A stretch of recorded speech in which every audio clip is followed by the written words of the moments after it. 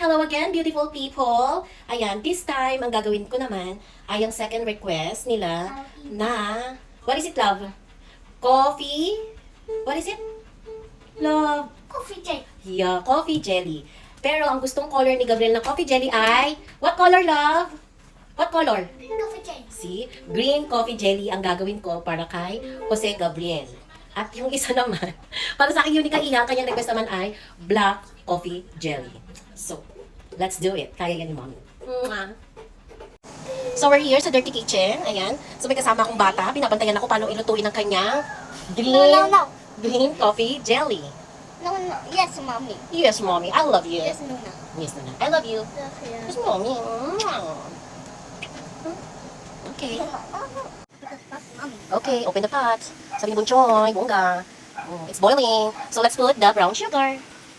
Wow. Happy yarn, love. And then, hello, ganun.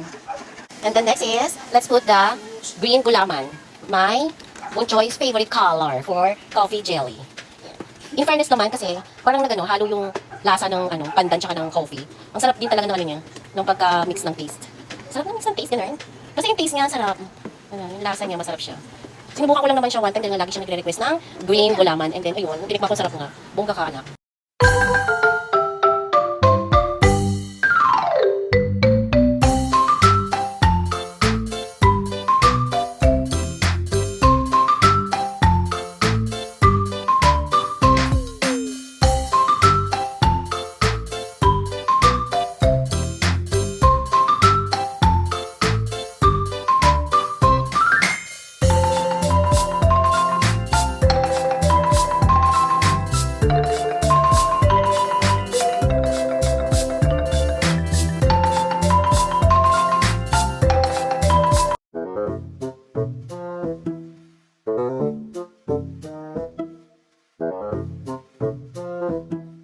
Ayan, finish na ang ating dessert. And because of that, naubusan tayo ng all-purpose cream. Kaya hindi natin magagawa ang black coffee jelly.